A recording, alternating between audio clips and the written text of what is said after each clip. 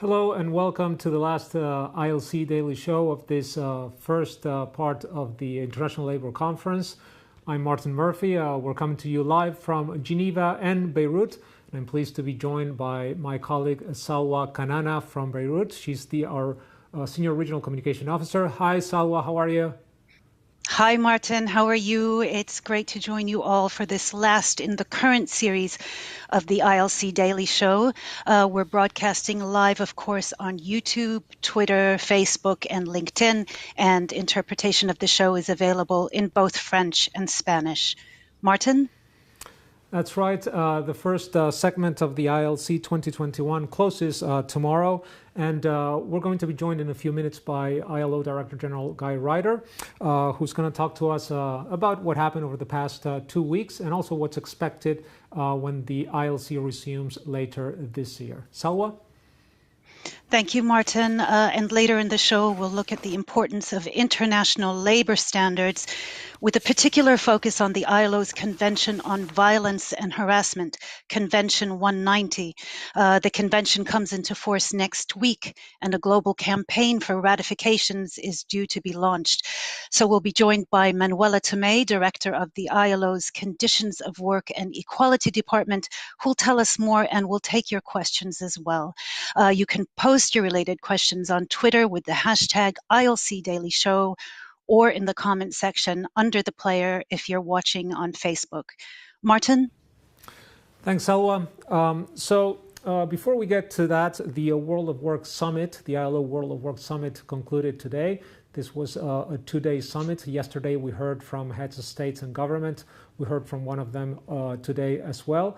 And the last part of the World of Work Summit was a panel that took place, which looked at the devastating human impact of the pandemic, and also it looked ahead to what's needed to recover and to build back better from the pandemic. The panel included the Secretary of Labor and Social Welfare from Mexico, the Minister of Labor, Solidarity and Social Security of Portugal, the Minister of Labor of Sri Lanka, the Minister of Employment and Social Protection of the Ivory Coast, as well as the Secretary General and CEO of the Bangladesh Employers Federation, the General Secretary of the Barbados Workers Union, the UN Secretary General's Special Envoy on Financing the 2030 Agenda for Sustainable Development, and the panel was open and closed by the ILO Director-General Guy Ryder, who joins us now live from Geneva from the Cabinet meeting room. DG, welcome. Great to have you with us. Thank you very much for taking the time. DG, the World of Work Summit concluded today, and also yesterday the ILC adopted a global call to action for human-centered COVID-19 recovery. Could you tell us the significance of both holding this summit, but also the adoption of this key document by the ILC? Yeah, thanks, Martin. Well, I think that this World of Work Summit, and as you've said, the call for action for a human-centered recovery that was adopted, they really go to the heart of the challenges of the world of work today. I think we're all aware, we're all painfully aware that the world has gone through the most extraordinary crisis and we're not out of it yet. The impact on the world has been quite frankly devastating. But it's not too early to start looking forward to seeing what the recovery process should look like and how we can make it happen. And I think the importance of the world of work is that we were able to identify from the heads of state and government who participated, from the panel discussion. I thought it was a great panel discussion today. I think we can detect in all of this a really common purpose in making a global recovery focus on people, to make it a recovery which basically corresponds to the ILO's mission of greater social justice, because this pandemic has shown us a lot of things that were wrong with the world of work before the pandemic hit. The pandemic has made that worse, but in some way, it might sound strange to say this, it opens up new opportunities in this phrase of building back better, to create something in the world of work which is better than where we were before the pandemic. Issues that were already anticipated when our conference last met 2 years ago and adopted the Centenary Declaration for the Future of Work. So, common purpose, an agenda for action, but now we have to make it happen. I tend to think that we've established a very good point of departure for our action, but now it is time for the action. And for the year ahead for all of us in the ILO, I think we've got to work out now how to turn all of these great intentions, sincerely expressed, into the type of action that can deliver on, frankly, the very high expectations that people have of us. Thank you very much, Director General. Now, tomorrow, the first segment of the 2021 ILC comes to a close with a vote on the conclusion of other committees, including the Social Protection Committee. Could you tell us a bit about the importance of social protection in the context of COVID-19? Well, the importance is I think, absolutely enormous. When the world has been hit by something which has increased unemployment by unprecedented numbers, when it's thrust more than 100 million working people into poverty, then clearly people look for protection. They need help. And that's where social protection comes in. And the bad news is, and the pandemic showed this in the cruelest possible light, our social protection systems pre-pandemic were really deficient. The majority of working people, a considerable majority of working people, were not covered, were not provided with adequate or comprehensive social protection.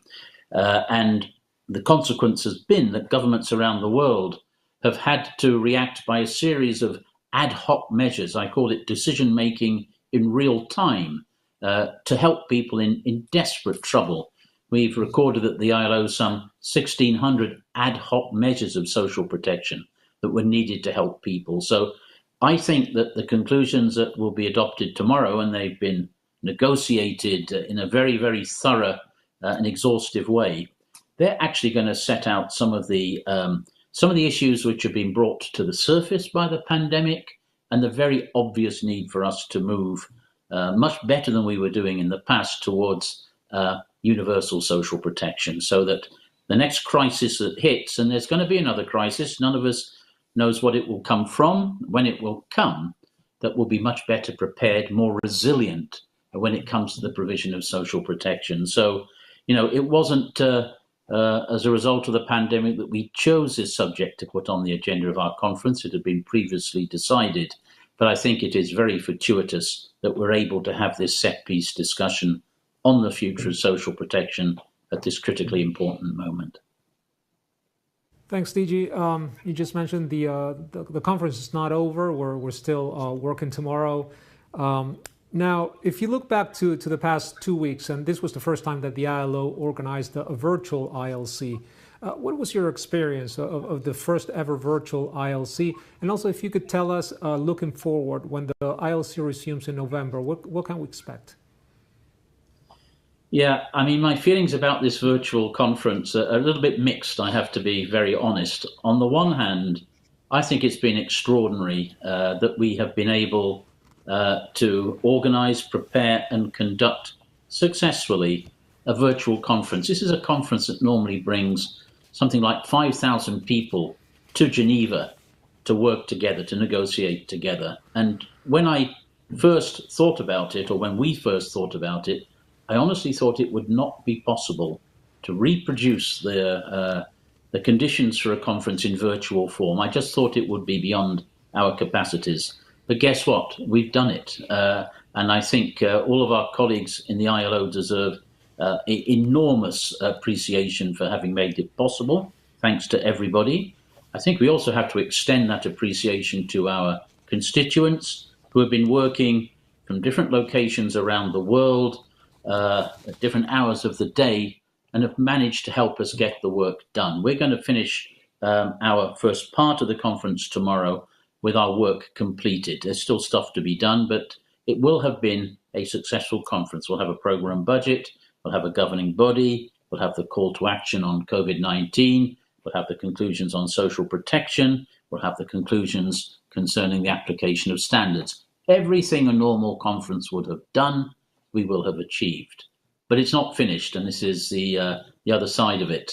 The negative side of the conference, if I can say this, I don't want to put a dampener on the achievements, is there is no substitute for the human contact, that face-to-face, those casual meetings, that reading of body language. The ILO is the most social of organizations. And whilst we've had to have a virtual conference this year and it's been a success, it is not a substitute for a physical conference together. And I really hope that next year, it'll be my last year at an international labour conference, we'll be able to meet physically. We still have to finish the job of this conference, as you've mentioned, Martin. We finished the job in November and December. We've reserved 2 technical items on our agenda for debate at that time. One is on lifelong learning and skills development. I've already mentioned the future of work process that was the centerpiece of our conference 2 years ago. If there was one issue which gathered the support of everybody, was recognized by everybody as being fundamentally important to the future of work, it's making lifelong learning available to all working people throughout their professional careers. Everybody agrees on that. I think we have to work out a little bit better than we know right now how we're going to make it happen. What are the delivery systems? What are the respective responsibilities of the state and of enterprises and of workers? And then who's going to pay for it? There's an issue of finance. And the second item, alongside this lifelong learning debate, is a key issue, and it was mentioned so much at this conference. It's the issue of inequalities. I think it's an issue which has been on our minds for a very long time. The world is getting more and more unequal, and the roots of that trend lie in the world of work. So we have this debate on inequalities, and it could not come at a more important, critically important time than as we try to pull out of this COVID-19 crisis. Because the danger is that unless we take deliberate action to stop it happening, this crisis is going to make inequalities worse, because the uneven recovery will favor the rich countries and the rich people in the rich countries, and will disadvantage those other countries which have less fiscal firepower, which have less access to vaccines, and probably less connectivity digitally as well. So these are 2 debates which are still waiting to happen. I feel very confident that just as we've dealt with our business very effectively over the last 2 weeks, we'll be able to complete that work later in the year as well. And then I think we can look back on this very difficult year for all of us with a great deal of satisfaction. Thanks a lot, DG, for joining us, and good luck for the rest of the International Labour Conference. Now, one of the key aspects of the International Labour Conference is to adopt and agree international labour standards on key world of work issues. These standards then guide national action and national legislation, and they range from issues like working time, parental leave, to end enforced labor, child labor, among many, many other issues. Now, 2 years ago, in 2019, during the Centenary Labour Conference, the ILO Workers, Employers and Governments agreed on a new convention on violence and harassment. This is Convention 190, which comes into force next Friday on the 25th of June. Here's a video to show what the convention is about and what it aims to achieve.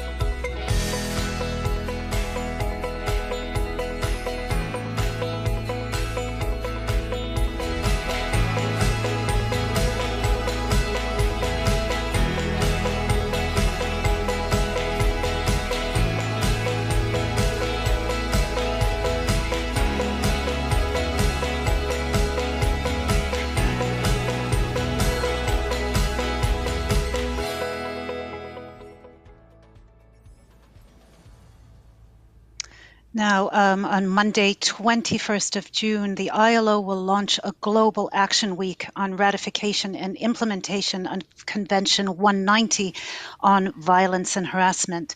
This will be followed later in the week by the launch of a global communication campaign. To tell us more about this and the convention more broadly, we're joined today by Manuela Tomei, Director of the ILO Conditions of Work and Equality Department. She'll be taking some of your questions, but do please post yours on Twitter using the hashtag ILC Daily Show or in the comment section under the player on Facebook. Welcome, Manuela. Firstly, we've just seen the video on C190. Can you tell us a little more about its significance and what it seeks to achieve? Sure. Hello, everyone. Yes, the adoption of the convention 100 was really momentous and emotional, as you could see also from the video. A number of delegates referred to it as groundbreaking, as a bridge between the past and the present, as a convention that will allow us not to have to choose between going to work and suffer violence and harassment and not working. So the convention says loud and clear that there is no place for violence and harassment in whatever form in the world of work. And to achieve this ambitious goal, it introduces a number of important innovations. It recognizes the right to a world of work free from violence and harassment for everyone. It defines what violence and harassment is. It sets out a global framework for action, with measures ranging from prevention and protection to remedies and sanction, awareness raising, training and data collection. The convention protects not just employees, but all workers, as well as trainees, apprentices, volunteers, as well as persons exercising the responsibilities and duties of an employer. And it also pays attention to members of groups that are particularly at risk of being subject to violence and harassment. And last but not least, it acknowledges the changing nature of work. In fact, it applies well beyond the physical workplace and includes also online work-related communications. Thanks, Manuela. Now, we just said that the convention comes into force next Friday on June 25th. Now, what does this mean for ILO member states? And have those countries that have already ratified the convention, have they started to take action? Well, for a convention to enter into force, it is necessary that at least 2 countries have ratified it. And entry into force means that as of that moment, and after 1 year since the ratification of the convention by a particular country, that country opens itself to the scrutiny of the ILO supervisory machinery. What does it mean? It means that they have to take measures in order to comply with the obligations that stem from the convention. They have to report on a regular basis to the ILO, its supervisory machinery, and has to, on the measures taken, and has also to respond to observations, comments, requests that may come from the supervisory machinery. Importantly, the governments, when they submit the report to the ILO, they have to share a copy of these reports with the employers and workers organizations of their countries. Now, we are very happy because thus far there are 6 countries that have ratified the convention. I have to say that, and many others will follow suit.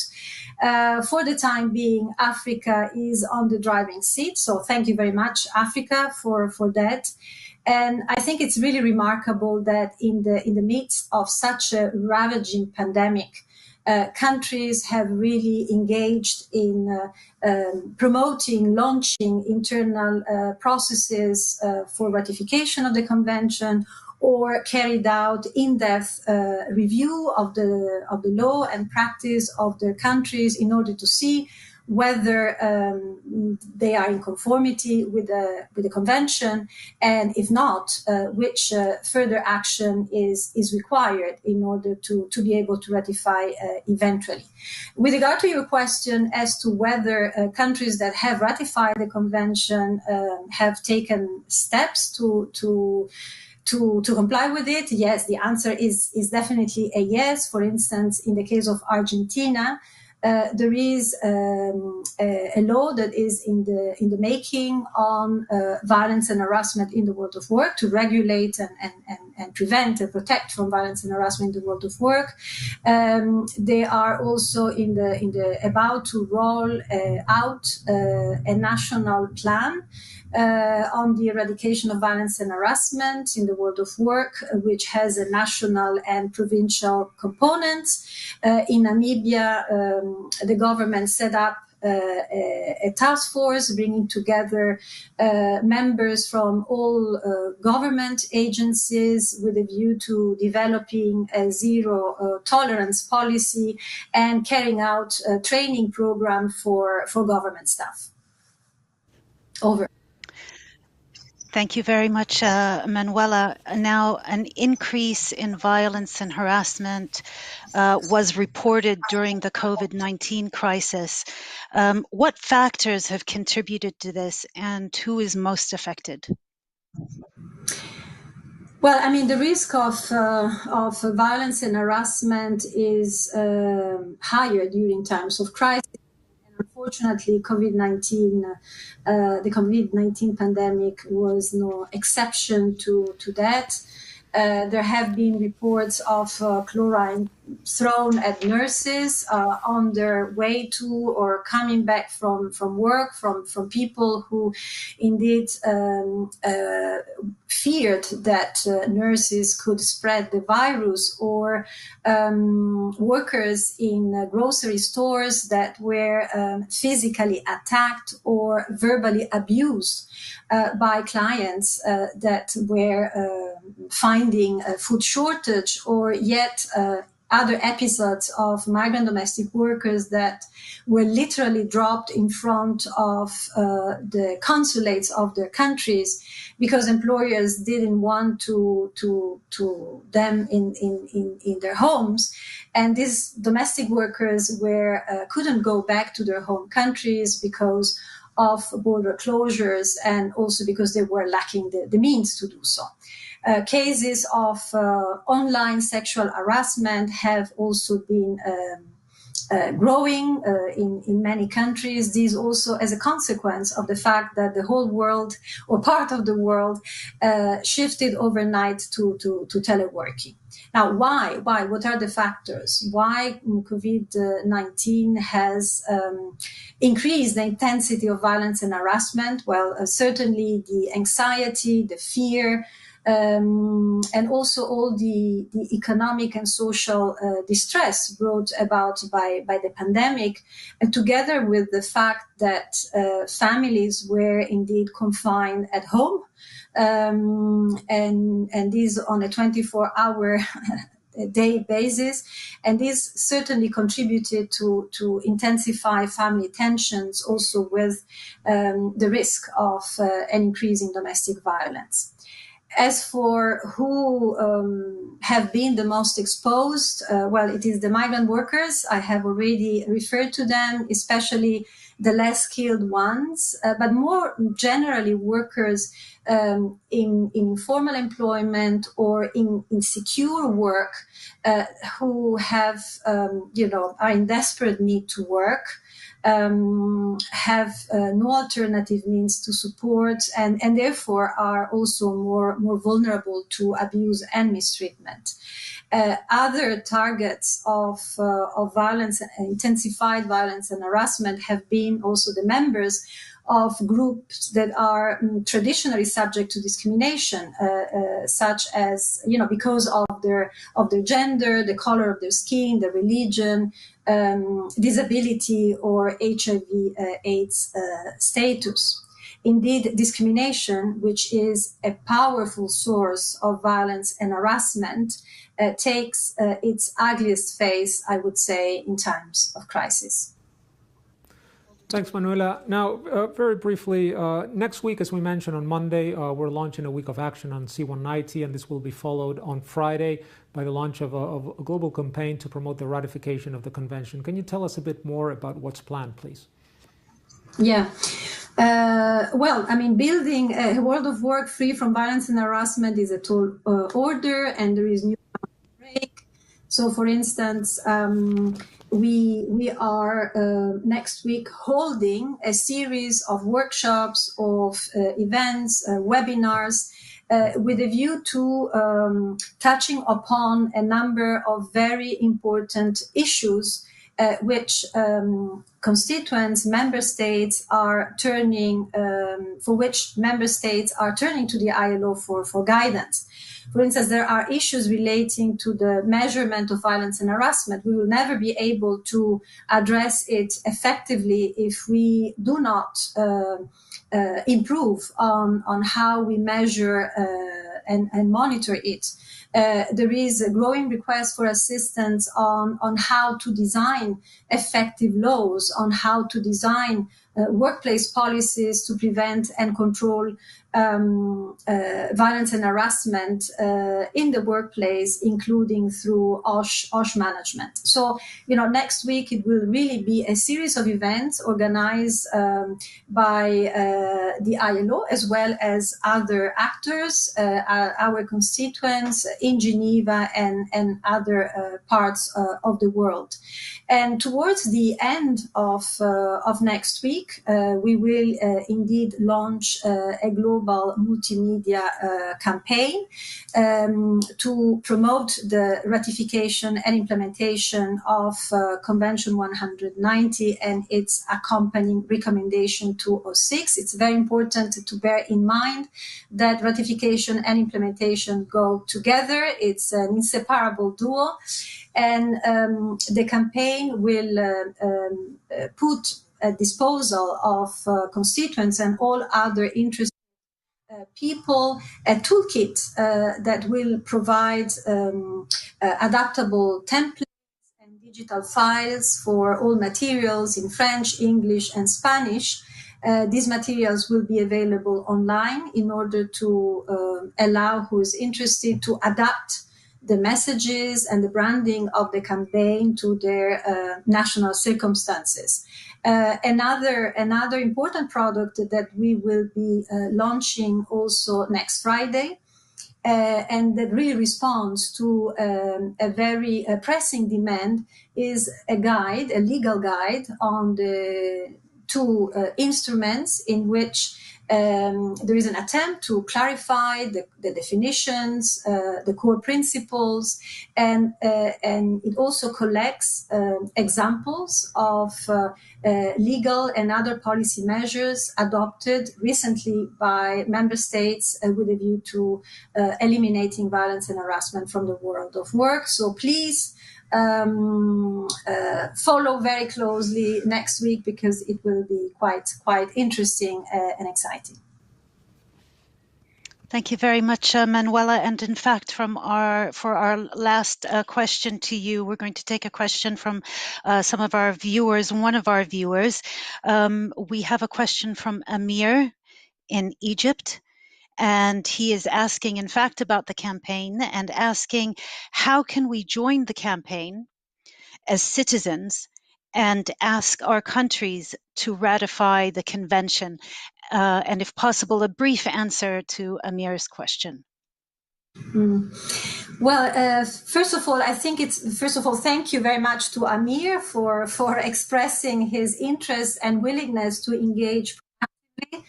I think that indeed becoming aware of the content of these instruments, spreading the word about it, engaging with other interest groups is very important in order to make also the government understand the relevance and importance of these instruments to deal with very, very concrete and pressing issues. he will be able to download all the materials that will be made available. And of course, our office also in Cairo will certainly be at disposal to respond to any questions that he may have. Okay, thanks a lot, Manuela, for joining us, and best of luck next week for the Action Week and also for the campaign to promote the ratification and the implementation of Convention C-190. Now, over the past 2 weeks, we've been bringing you videos from managers of some of our projects in the field. This is where the Decent Work agenda comes to life. And the last one that we have for you comes from Jonas Astrup.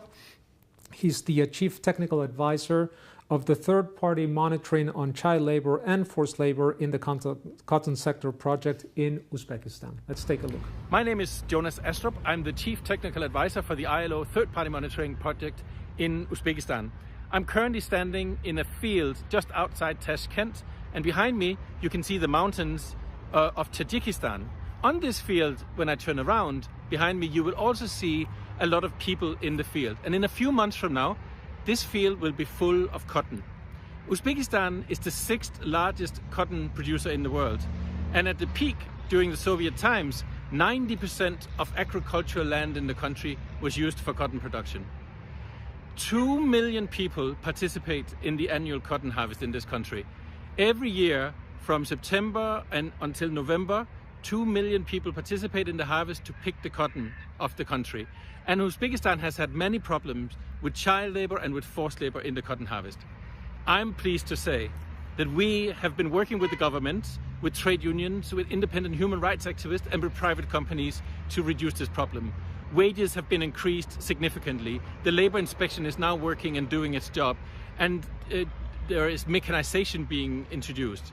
It is working, and I'm pleased to say that in 2013, the Uzbek government pulled back almost 2 million school children from the cotton harvest. And in 2017 and 2018, a further 500,000 people who were forced, teachers, nurses, doctors, and students, were pulled back from the cotton fields. And today, we don't have the problem of child labor in the cotton harvest in Uzbekistan any longer. And the problem with forced labor is rapidly disappearing. So it's working, and what we're doing is having an impact. Thank you. It really is great to receive these videos from our colleagues in the field who have been working extremely hard to keep these vital projects running during these very difficult times. Thank you very much, Jonas, for your video. And the third-party monitoring project is delivered in partnership with a multi-donor trust fund managed by the World Bank with contributions from the EU, from Switzerland, the US State Department, as well as Germany. You can watch more of these videos on the ILC live blogs. Martin? Thanks a lot, Salwa. So as we mentioned before, tomorrow is the last day of the International Labour Conference, of this segment of the International Labour Conference. Tomorrow we'll have the adoption of the reports of the Committees of Social Protection, as we heard before, and also the Committee on the Application of Standards, and this will be followed by a short speech by the President of the ILC and then the Director General, and you can follow everything on the ILO website, the ILC Live website.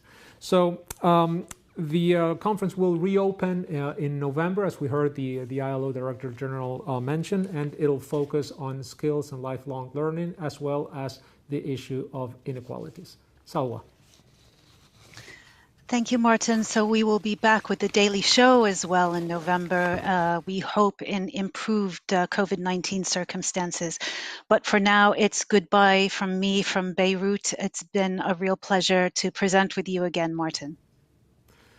Thanks a lot, Salwa. Same here. And thank you for watching. We hope that you enjoyed this last 2 weeks, the Daily Show that we brought to you every day. And we hope that you can join again in November when we're back for the last part of this year's International Labour Conference.